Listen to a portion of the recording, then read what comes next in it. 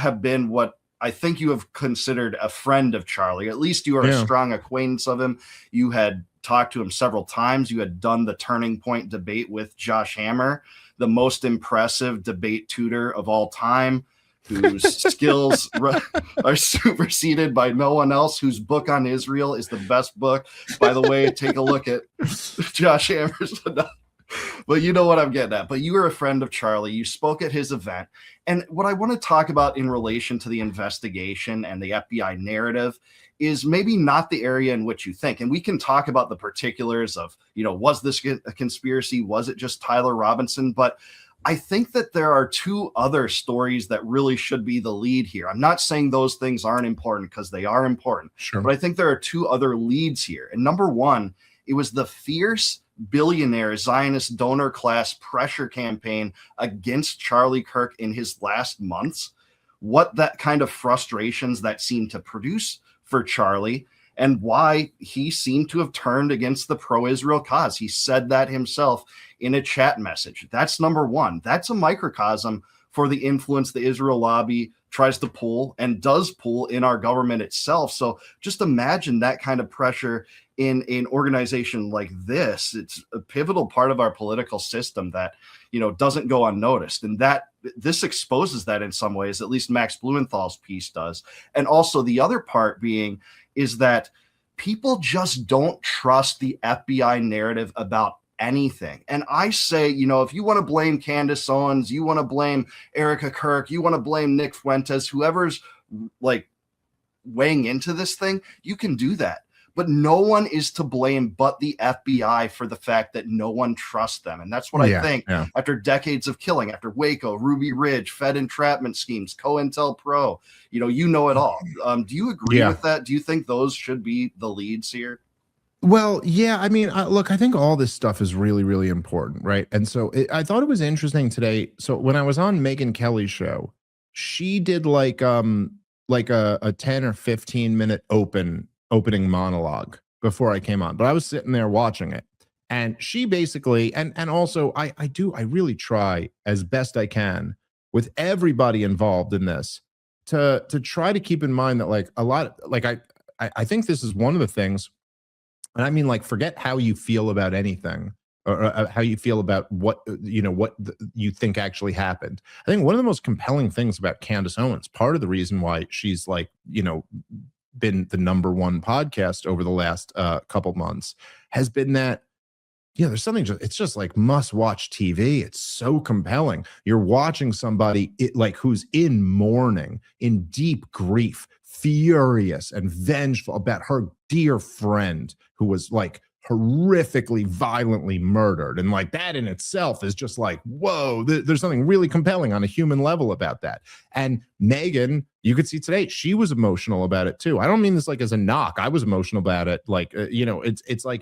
So there's this human element but anyway, so Megyn opens up with this 15-minute thing, and her thing was basically that she's convinced that Tyler Robinson is the killer. And then Megyn also, who's Megyn's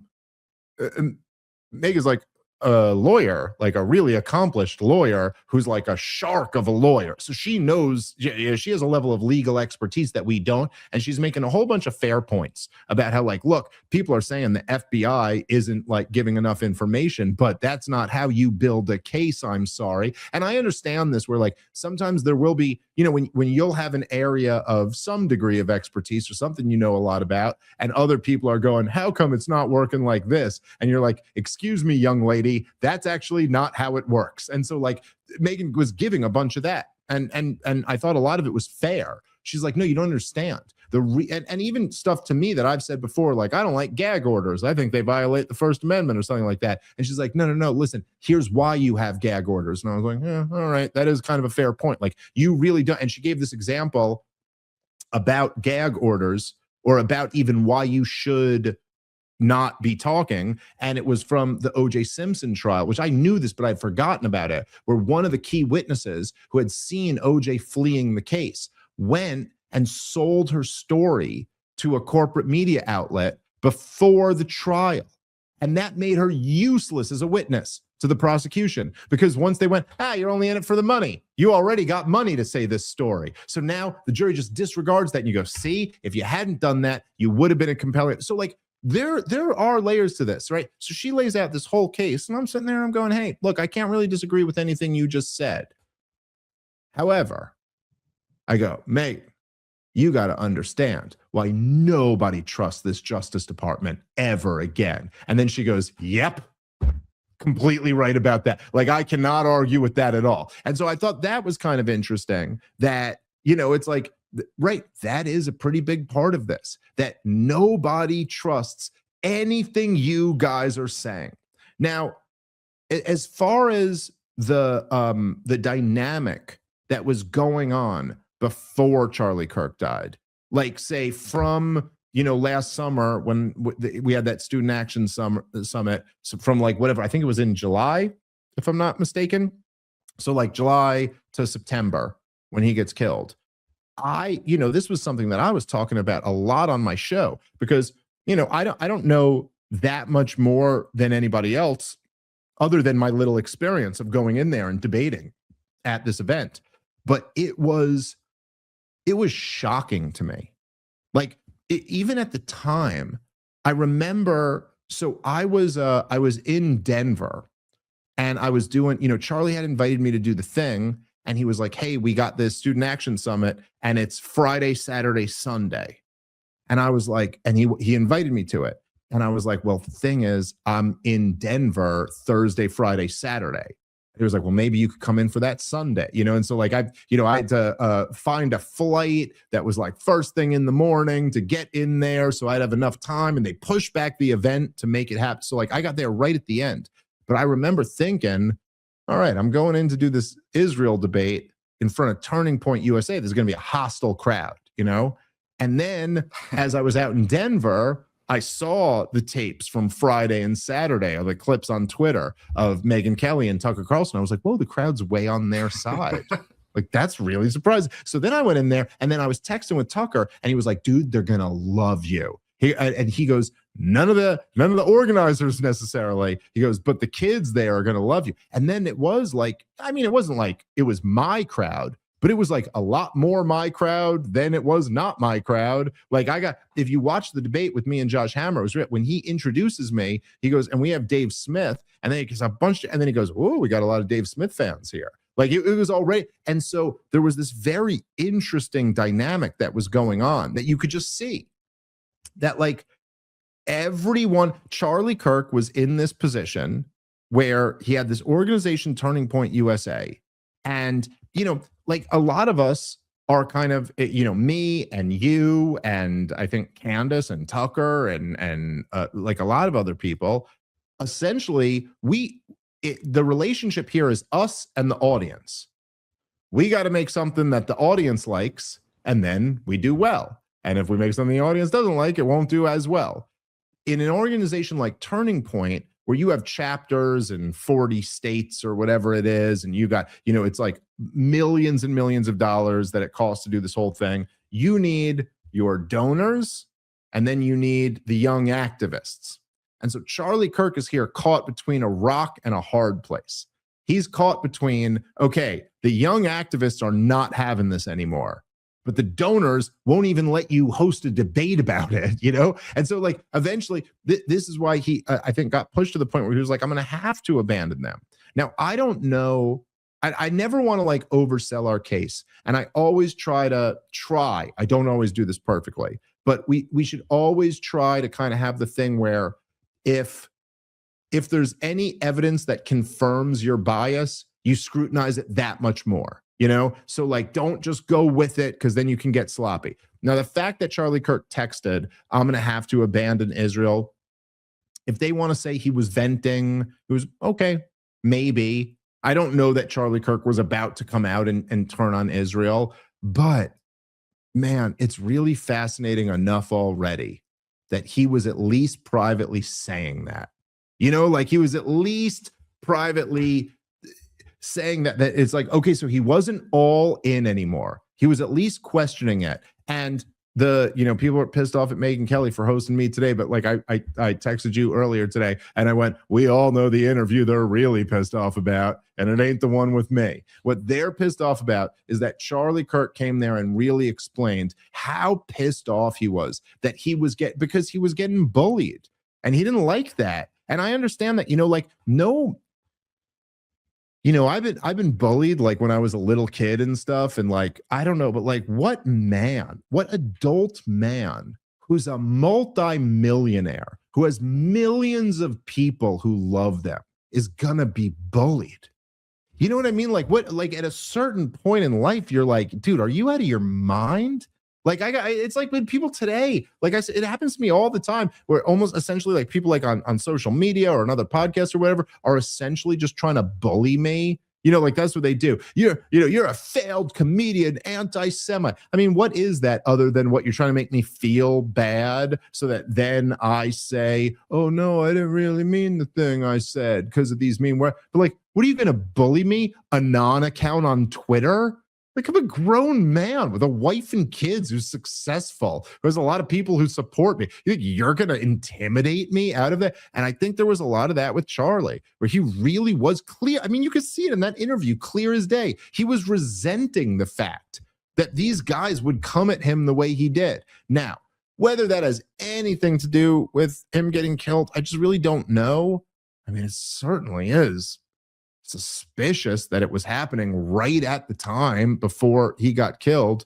But even if it has nothing to do with why he got killed, that in some ways is a bigger, more relevant story than even who did kill him. Or especially, I'd say, if the actual answer is that it was just, whatever, it had nothing to do with a bigger conspiracy than that. It was Tyler Robinson and maybe there was a network of crazy leftists who wanted to do this to him. Okay, then that's a terrible thing. It's a horrible crime and a high profile, political assassination. But still, almost the bigger story is that even the most pro-Zionist guy who ran the biggest youth get out the vote, organization, even he couldn't be honest for 1 second. Even when he wasn't saying anything like I'm against Israel, and certainly wasn't saying anything like I don't like the Jews. He was just going like, there's some points here that I can't really counter. Like that is a really important story, no matter what the larger implications are. Yeah, absolutely, Dave. And the irony here is that the same sort of thing seems to be happening to Megyn Kelly now, where because she doesn't toe the line on every single aspect of the pro-Israel cause, that's not good enough for them. It wasn't good enough to have a debate between you and Josh Hammer. They don't want a debate. They want Hasbara, and that is a story for sure. I think your insight there on what the audience, how they reacted, was a story in and of itself. Absolutely. And, say what you want about Candace's investigation. I'm open to the idea that there may have been a conspiracy. To me, the evidence that sticks out in my mind, or maybe not evidence is the right way to say it, but the George Zinn decoy thing, I just can't get away from, man, that this guy is going to say, I'm the shooter. Then when he's taken to the police station, he's saying, I'm not the shooter, but I did that to try to distract and allow the real shooter to get away. And then he just gets let off the hook, and he got a child popped. Yeah, got a child porn. Yeah, he got a charge right like that. He did, but it's still, that's the thing that I can't wrap my head around. Now, at the same time, Candace's investigation has exposed these guys for what they are after lying about him for weeks, especially Josh Hammer being in that chat group saying that Charlie went down as the rigid, most pro-Zionist zealot of all time. That exposes, the lunacy of that when you're on the record lying about it so many times. And what I want to finish with, and then just get your response to on this, is just to say that, the best insight that I heard recently on this, no matter what you think about who's culpable or if it was a conspiracy, it was or it was not Tyler Robinson, is from Theo Vaughn, believe it or not. He had a podcast recently with Tucker Carlson. I don't know, maybe you saw it, where he said, I haven't seen the whole thing, but I've seen some clips of it. But yeah, he was talking about like this situation as if it was a proverbial garden. And he said essentially that, I don't like everything that Candace Owens necessarily plucks out of the garden and digs out of it, but I sure am glad she's digging, because the alternative is a garden that's tilled by the FBI and deep state down the line on everything. So what do you think about that? Do you agree? Do you think that there's something to that? Well, I'll tell you, I had a tweet maybe a couple months back. It was when they were, I think, I can't remember who I said, but I guess Ben Shapiro was one of them. But I said, Theo Vaughn is ironically a better public intellectual than Ben Shapiro. And I really mean that. Like, and there's something, I love Theo. I just really, really like that guy a lot. And there's something about him that he's got this like boyish, innocent quality about him, but he speaks from the heart and he means what he says. And he doesn't pretend to be any smarter than he is. Hey, he knows his own limitations, but he's just like, hey, my thing is, obviously he's hilarious. He's like a really, really funny person. But then his other thing is that he's sincere. And he's really genuine. And so I love stuff like that. And, I totally agree. I mean, the way I've said it before is that and there's room, I think, maybe there's something here about the division of labor or something like that, where we all do different things. But Candace Owens' thing is not like, I think and a lot of the people in our camp, the Scott Hortons of the world, the Murray Rothbards, for people who know Murray Rothbard, one of the greatest political geniuses of the 20th century, they're like precision strikers. You know what I mean? Like they try to make like the perfect, airtight, irrefutable argument. Here are the facts. Here's what we can deduce logically. Here's what we know empirically. Like, let me try to bang every shot in perfectly. Candace, I think, is a little bit more of like, she's like a pit bull. She's going to grab everything, lock her teeth into it, and shake it until whatever's in it falls out.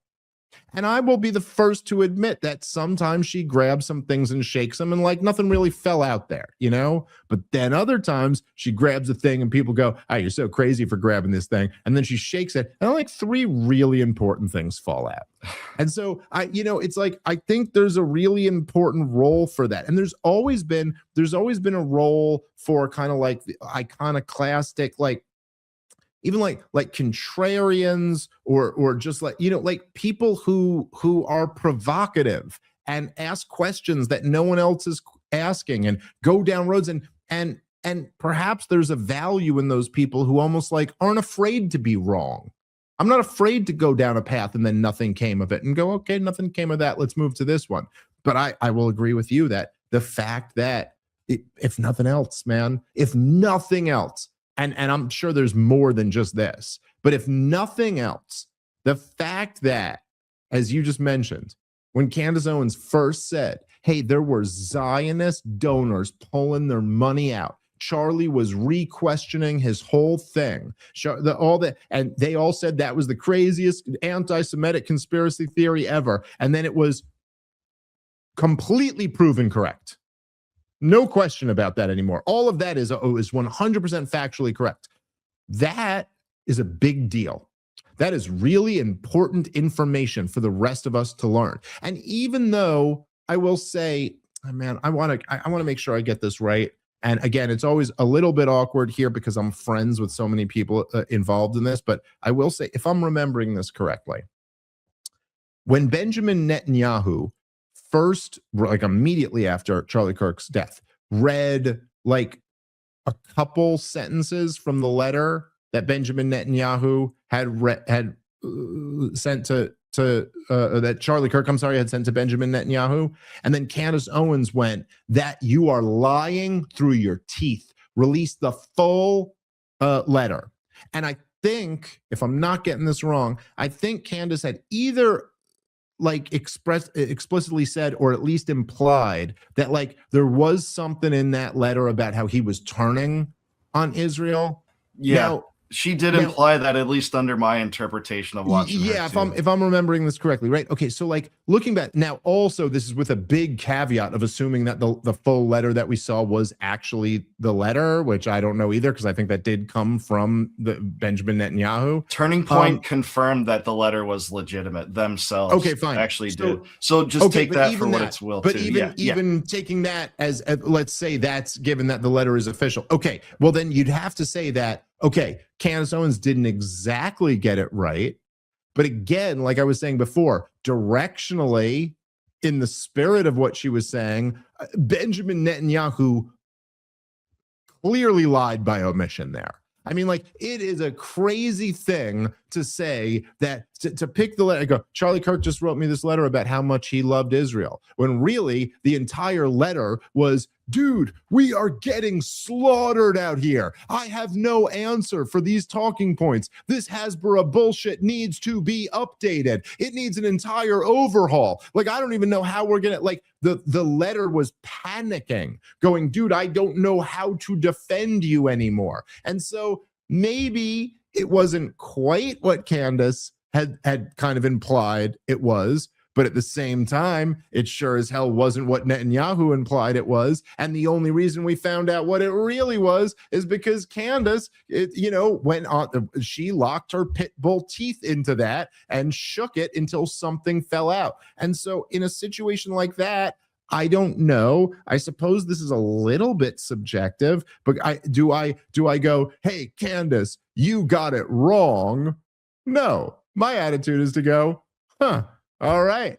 I wouldn't have known about this information if it wasn't for you probing relentlessly like that. So I just think that sometimes there are figures like Candace Owens, and I'll admit I'm biased because I just love her, and I don't know. I think she's great. I really like I've met her and I know her, and I just really like her a lot, and she's been very cool to me. So okay, I'm a little biased, but at the same time, I think that while there's always been throughout history, there's always been figures that kind of are necessary to be these the type of people who will say the thing that's really dangerous to say and take all of the arrows coming into them. And even if they say 10 things, maybe all 10 of them weren't exactly correct, but 4 of them were the most important things that you needed to know. And then 2 of them were maybe correct. And then 4 of them were just wrong. We need people like that too. And so I think while it's really easy for the people like the Josh Hammers, the Ben Shapiros of the world to harp on the 4 out of 10 things she got wrong and go, look how horrible a person she is for that. It's I don't know. I take that and I go, okay, but what did she reveal? Because I think that's also kind of important. Yeah, it just seems like there's this campaign to consider her the most vile human being and just excoriate her for that, when you don't even launch half as much indignation toward a presidential administration that's covering up a child sex trafficking ring, or launching new wars, or disbanding Doge and not taking it seriously. All these things. All these people. Look, in some way, I wish everybody would just be Ron Paul all the time. I don't know. I don't completely agree with Candace on everything or Tucker on everything. I love both of them, but I don't agree with them on everything. But at the same time, Dave, as you know, in their careers, the worst thing that Tucker Carlson ever did was support the war in Iraq. And the worst thing that Candace Owens ever did was support Israel for all those years, And that was before they were genociding the people of Gaza, but they were still an apartheid state that sure had slaughtered a whole bunch of them. And she supported them, to her own admission, out of her ignorance and just going along with the flow of the other people. That's the worst thing Candace Owens has ever done. And the worst thing Tucker Carlson had ever done was go along with the neocon establishment. And so now the neocon establishment wants to talk about how bad they are now. Get out of here, dude. The worst thing they ever did was ever be a part of your evil club. So I'm just not even listening to any of those people.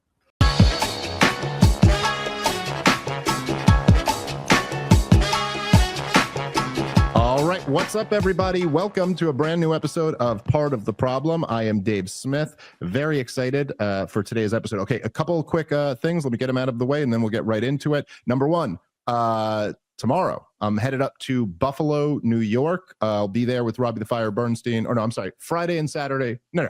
Thursday and Friday in Buffalo, and then Saturday night in St. Catharines. 2 shows up there. The first one is already sold out. The second one is going to sell out. If you want to come, grab tickets now, comicdavesmith.com. And then the other, you get all the ticket links for my calendar for the rest of the year there. Then the other thing is, of course, remember, I am returning to the Soho Forum in May, debating Alex Norwestesh. I still don't know how to say his last name, from the Cato Institute. We'll be debating immigration. Tickets for that are moving quickly. So if you are in the New York City area and you want to come out, go to thesohoforum.org to get tickets there. And also, if you're in the New York City area, go check out one of Gene Epstein's debate series there. It's sohoforum.org is a great organization, great debate series. Gene Epstein is one of our best guys, and I always enjoy everything he does. Okay. We got back on today's show, the legend, Scott Horton, antiwar.com, the Libertarian Institute, and of course, the author of this phenomenal book, Provoked, which is really the book you need to read to understand the buildup to the current catastrophe in Ukraine, and really a whole history of U.S.-Russia post-Soviet relations. And it's really a wild story, and it's I'm sure it's kind of been cool for you, Scott, that so you wrote this phenomenal book years ago called Fool's Errand, and it was about the war in Afghanistan. And then you wrote Enough Already, which was about all of the terror wars. But it did feel like those books, it was a recent history. I mean, okay, Afghanistan, I think, was still going on as you wrote the book, but it had totally been accepted that, like, yes, this war was a disaster. It was kind of, everyone had agreed, the same with the terror wars too. This thing is like, your book is coming out, you're still in the middle of your book tour, and it's become like the biggest issue that everybody's talking about. So that right away has got to be kind of interesting from your perspective. Yeah, and I'm getting almost universally good feedback from it. I've had very little substantive criticism, a lot of Russian asset and Russian talking point type garbage. But on a substantive basis, they seem to have not read the thing, because they'll accuse me of never addressing stuff that has a whole section of its own and whatever in there. I don't know. So, but look, it did get up to the top 300 on all of Amazon. It's now still in the top 1,000. It's, I believe, in the top 700 something, or 600. No, I think 700 something on Amazon. It's still #1 in War and Peace, and still in the top 40 in all history on Amazon. So, and that's 3.5 months. And if it wasn't for Jimmy Carter dying and Dave Chappelle recommending his book, Peace, Not Apartheid, on Saturday Night Live, then I'd have been #1 in War and Peace the whole time. But Jimmy Carter he snaked my title for a minute there, but I got it back. That's good. People were reading that book. It's not a bad book for people to read. I've never read it, but I'm familiar with the thesis of I Jimmy know Carter's what trouble book. he got in for writing it, so it must be something. Right, exactly. Okay, so let's jump right into this the latest, because this really is, and it's we've been living through such a crazy few years in this country. And as someone who does a show, I talk about this a lot, but when you do a show about the news, it's almost like there's something crazy every single day to talk about. And there's always like a new thing. And it's sometimes it's a challenge to kind of like zoom out and see things from, like a transcendent position and like 10,000 feet above looking down. This meeting with Zelensky and Trump in the Oval Office was one of those things where it's like, this was really, truly remarkable. I've never seen anything quite like it in my life. And it's just, I want to get your thoughts on it, and then we could get into the kind of what's come after. But I my first thought on it was just that this was, it's got to be like the greatest political strategic blunder I've ever seen. And I don't, you know, I've read a lot about this conflict. I don't necessarily have like a good understanding of who Zelensky is, but I don't know, like, what your thoughts on that? Like, who was in his ear? Why did he think this would be a good move? And what, when you're in a position where you're totally dependent on Donald Trump, the idea that you would come in and try to like out alpha him on live television and in a language that you don't really speak, and to think that was going to go well for you. I mean, like, what were you thinking when you first saw it? Well, I mean, yeah, I was a bit just in disbelief. In fact, the second time I watched it, I finally found the clip of the whole deal, the 40-minute long discussion leading up to it and everything. And, you know, I was impressed the first time, but the second time I watched, I was like, wow, I really had not remembered just how bad it was. Him attempting to shout down Trump and talk over Trump in that way. It was pretty remarkable. I think, well, we got two choices, right? One is he just couldn't stand anymore and he had to blurt something stupid out and he's like kicking himself now, which I think is the less likely explanation. Or that this was, you know, a planned political move that he made, because essentially what was happening was Trump was saying, we're going to call this ceasefire. That's what we're going to do. We want a deal where the fighting stops, implying, of course, then that everyone accepts that the lines are where they're drawn now. Right. And potentially, maybe in negotiations, they would even grow, right? Because as it stands now, Russia still doesn't control 100% of Donetsk, nor of Zaporozhye or Kherson, although they do control, I believe, virtually all of Luhansk and some of Kharkiv. But so this is, Zelensky, I think, had already decided that Trump was throwing him overboard and wasn't going to keep supporting him in war anyway. And that, I don't know what the deal, the minerals is hardly worth anything. And we can talk a little bit more about that, but that's basically a red herring for the most part. But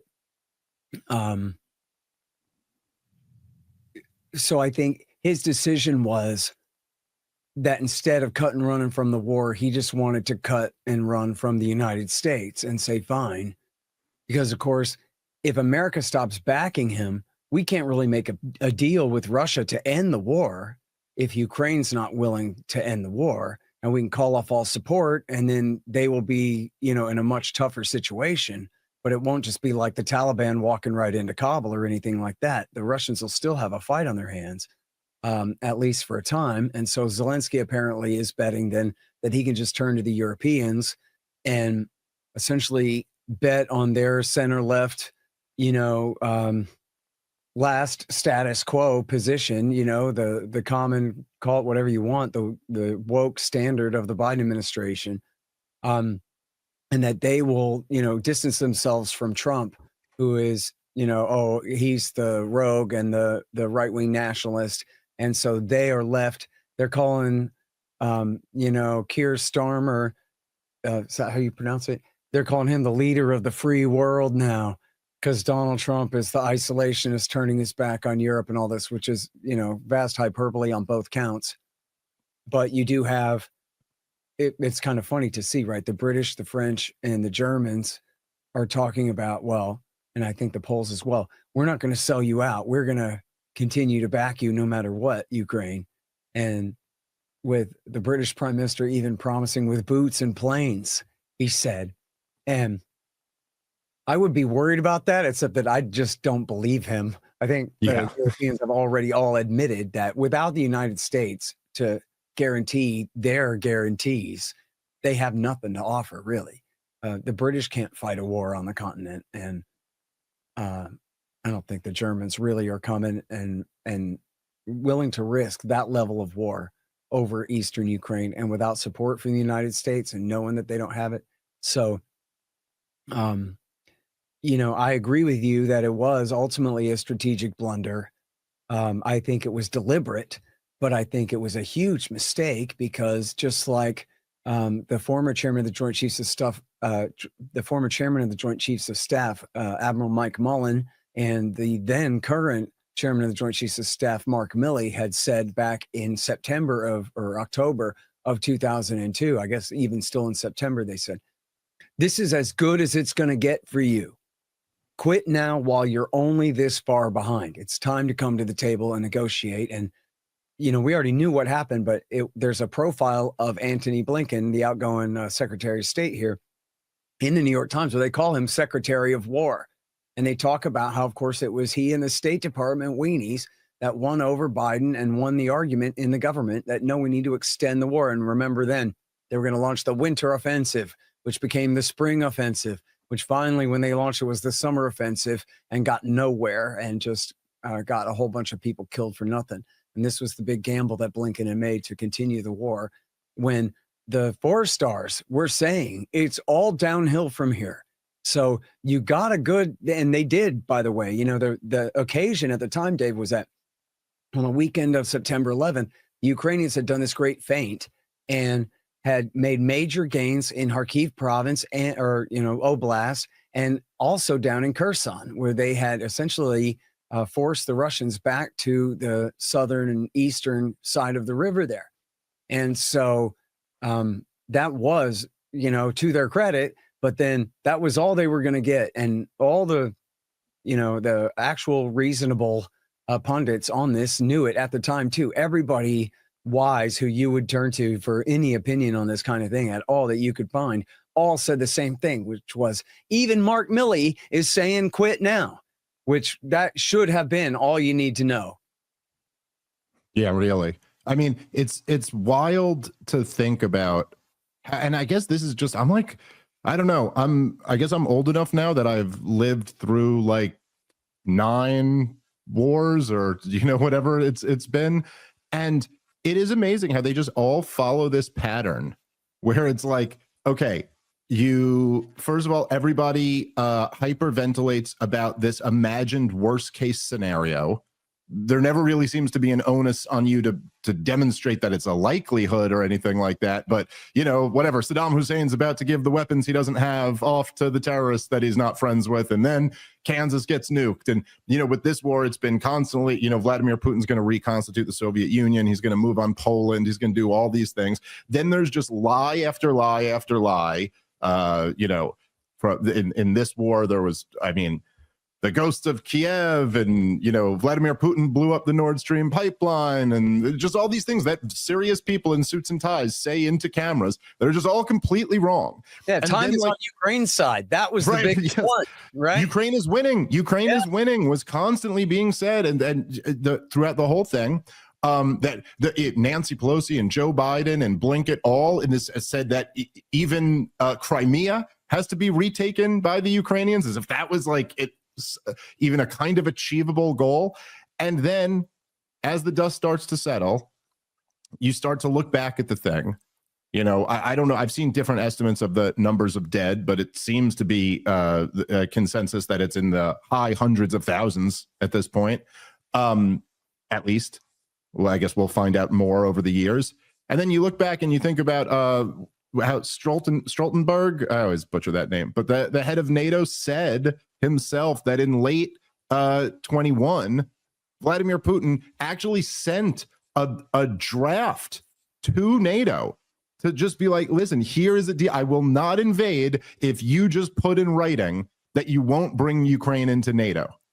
And to think about that like how much better that deal would have been for Zelensky than what he's like. NATO's already off the table. They're not getting in NATO anyway. And to think that literally they could have kept everything except Crimea, or they weren't getting Crimea back at that point, but whatever. They would have lost Crimea, kept the integrity of the rest of Ukraine, just agreed to not join NATO.